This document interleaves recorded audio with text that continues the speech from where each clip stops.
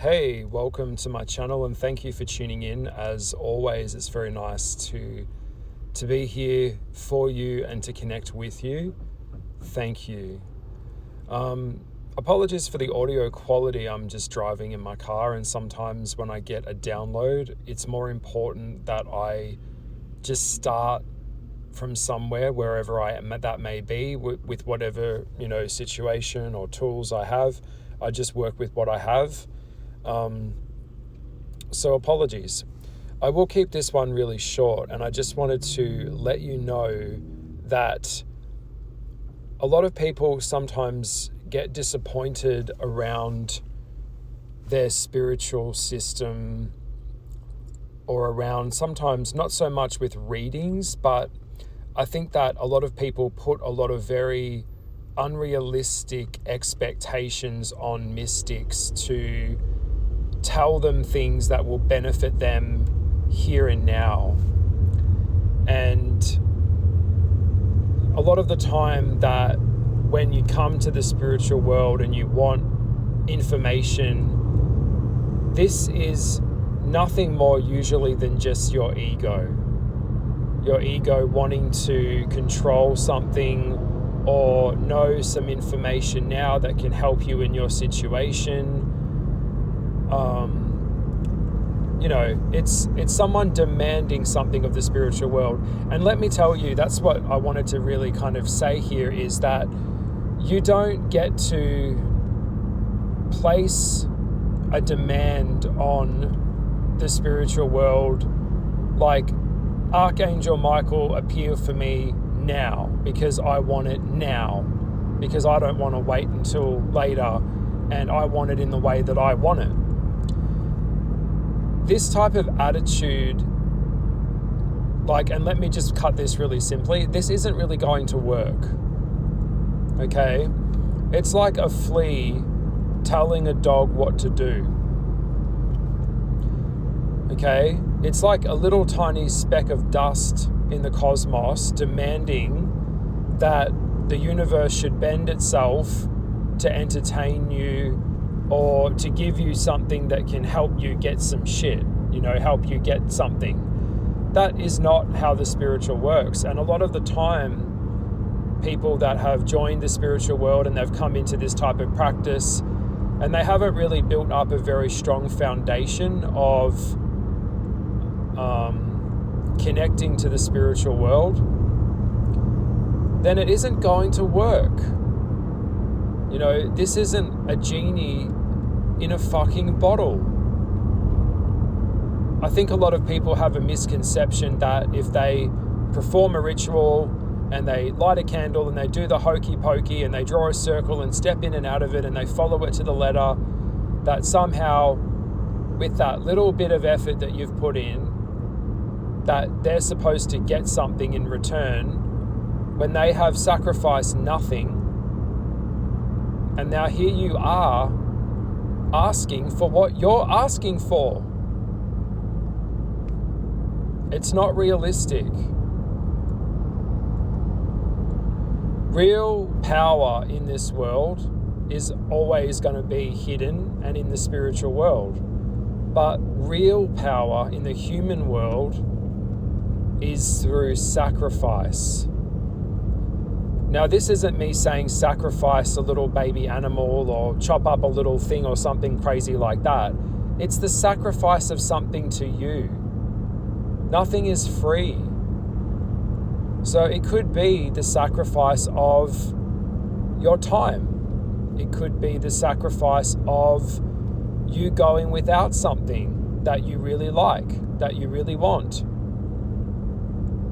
If you're truly serious about developing your spiritual system, this is a journey. I want you to think of it as a very long journey. It's a marathon. It's not a sprint. And I know that we live in this age of instant, everything's really instant, and people watch movies and they watch TV. This isn't TV. Who are you to demand something of God.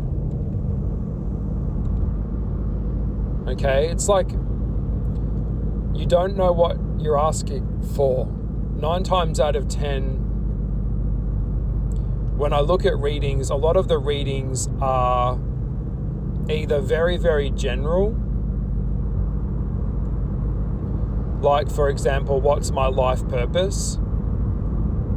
That's a very general question. I can look at your chart and I can assess your energy and see what types of roles would suit you in the world. But the real answer to that question is something that I don't think most people really want someone else to tell them because they're so lazy or stupid. It's obvious what your life purpose is really for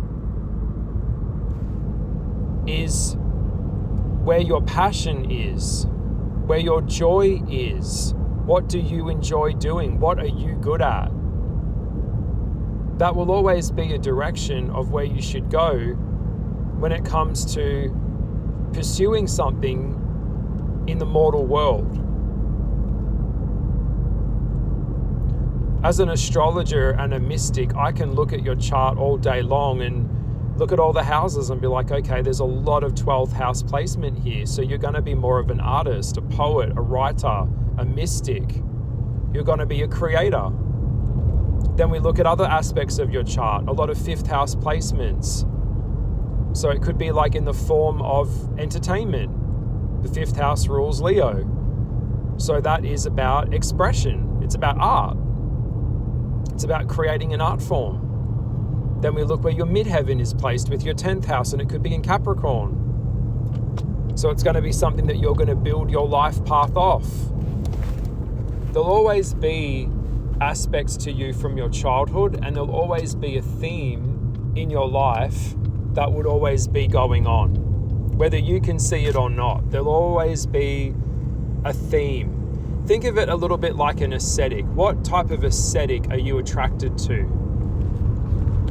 Are you a minimalist? Are you a maximalist? Do you like lots of clutter?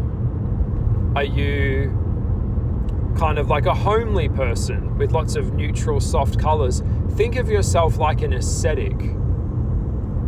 There's a theme that plays out in people's lives. You have to tune into that theme. What'll often happen is people haven't taken the time or the due diligence to really develop a sense of self because they're too scared of failure. They're too scared of like being seen as you know, not as good as they thought they were. Their ego gets in the way and it protects itself. So they don't really try. You have to try and fail many, many times before you can even learn, before you can even get better at anything. How many times have you failed at something? Same with like conducting something in the spiritual world. How many times have you done it? Because if you think it's just going to be one and done, well, I'm sorry, but you're not going to have much level of success. It's a process. So damn, be patient. Okay? You don't get to demand things of the spiritual world just because you want it now, like some petulant, spoiled child. Okay? Same with mystics. When people come to me, sometimes I will tune into someone's energy and pick up things, but I won't say them. You might think, oh, well, that's not fair. That's what they're paying you for. Well, the answer is simple. I have to have the discernment to know what is best for my client to know. Sometimes in mediumship, when I've got someone coming through, that spirit is very, very angry with that client. And I've also mentioned this before, a lot of people go to people like myself, and you are using me and using the spiritual system to try and get off the hook for things that were undone with people that are no longer with us. And it doesn't work like that. You can't demand a spirit to talk to you because you demand it. Get over yourself. If anything, you leave offerings, you leave sacrifice, you show dedication to your system, to your spirit. Because a lot of the time, they're just not going to pay you any mind. They're just going to ignore you. A lot of the time, people haven't even taken the time to learn the history, the sigil, the details of these things. They just don't even bother to take the time. It's not going to work. All right. So I know that people don't like hearing this, but sometimes when we reach out to the spiritual world, it's just not time.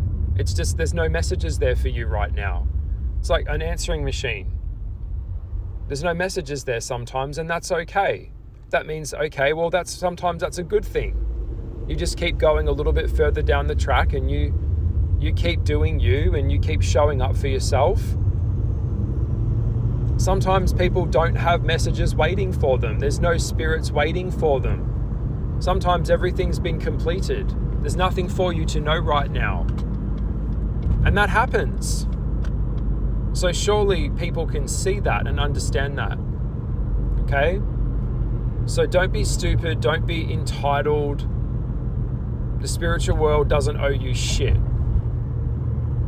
If you really want to have some success, bow your head, pay your respects, put in the effort, do the work for yourself. I'm very big on getting people to do the work for themselves. By the time you come to someone like me, 9 times out of 10, I would be like, yeah, I can look at this, I can help you. This is what's involved depending on what it is, and depending on the energies and the circumstances and all of the other factors that I have to take into account. But a lot of the time, you could really be doing this on your own. If you really wanted to, you could. Okay, it's not hard to take some time out to learn astrology. If you want to know more advanced astrology, then you come to someone like me. But I'm always big on people kind of empowering themselves. I've always said the best form of help is actually what I call self-help. It's when you help yourself. Okay? So just be patient and be realistic. A lot of the time I've had people coming to me that are trying to win back a partner, trying to get someone to convince someone to come back to them. We get some nasty stuff that comes in. Maybe it was your husband ran away with your best friend. This stuff really fucking hurts. And I understand. But there are rules and there are limitations in nature, in the balance, in the cosmos. Sometimes these things are not worth tampering with. Okay? So sometimes we just have to get our ego out of the way. We have to remove our ego, get out of our own way. That was the first thing I learned when I was learning about all of this stuff, was I have to get out of my own damn way to see what is really here, not what I want to see, not what people think they want to see, but to see what is truly before me. And so you have to kind of really cleanse yourself and clear yourself and keep your mind and your energy as clear as possible to be able to do any level of channeling that's very pure. All right, so I just wanted to jump on here and say that we don't get to place demands on the spiritual world. This is not a shopping list. And another thing I would also like to mention, which is something that I do mention and talk about quite a lot with clients and with friends and colleagues in this industry, is that you are here to co-create. A lot of social media has encouraged, and a lot, just the way the world is these days, a lot of people really think that they're like in the Truman Show. Like that Jim Carrey movie where they're like, I'm a main character and you're just a background character and you do what I want you to do because it serves me and I'm not going to put in any effort towards you because you serve me. It's all about me. It's all about how much I can get and what's in it for me. And you're the background character and I am the main character. It's all about me manifesting my reality. All of this type of stuff is singular. That is insane. That's how a narcissist would view their own spiritual life, which is all about the self. We are here to co-create. The natural state of a human is with other humans in a community. It is not on its own where you are like the king or the queen of the universe and little minions have to like kiss your ass like a genie in a bottle and answer to you and do what you want them to do and be something that you want them to be for you. That's all about the self. That's not taking into account other people's free will. That's ego. Yet again, ego putting itself above other people so that they serve a function to you. And we know that with any level of narcissism or psychopathy, the only way that one can have a relationship with this type of personality is if you're of service to that person. So search your heart and search your feelings and just know that what I'm saying here isn't untrue. I'm not embellishing or exaggerating this. I'm just being very direct and very honest. We are here to co-create together, not live in a narcissistic bubble that's detached from each other, where we don't even say hello to our neighbor. We don't even engage with anyone because it's all about us, scrolling on our phone and becoming the main character in our own little world. That is fragmentation, and fragmentation always leads to societal collapse, which is where we're headed. I've said it once and I will say it again. Society is heading straight towards a tree, 100 miles an hour. It's happening. You can already see it. Just off the subject of demanding something from the spiritual world, I will also say that a lot of humans these days, I've noticed since we've taken the JAB, a lot of them are actually barely sentient. The sentience of people has dropped in the last few years very rapidly, I've noticed as a mystic, where people are barely present with themselves or each other. And I think this is all part of the matrix, the system that's needs them to be docile and complacent so that they can go to their 9-to-5s. They'll have no spiritual body. They're not developing their etheric body at all.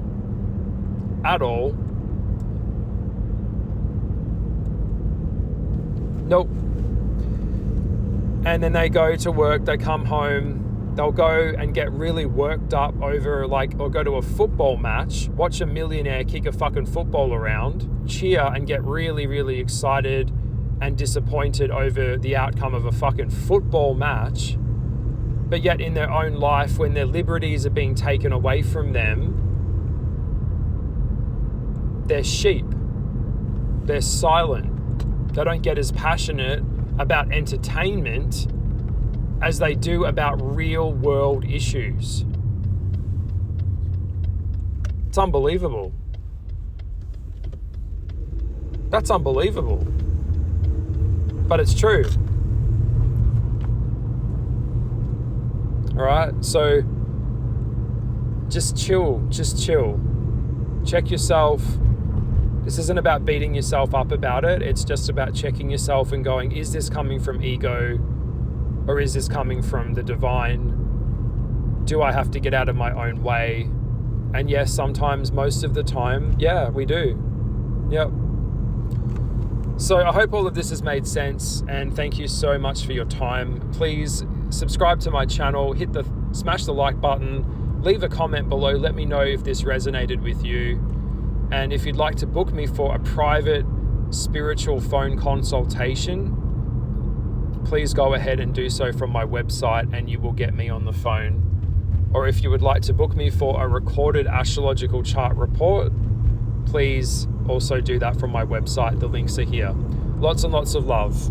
Bye.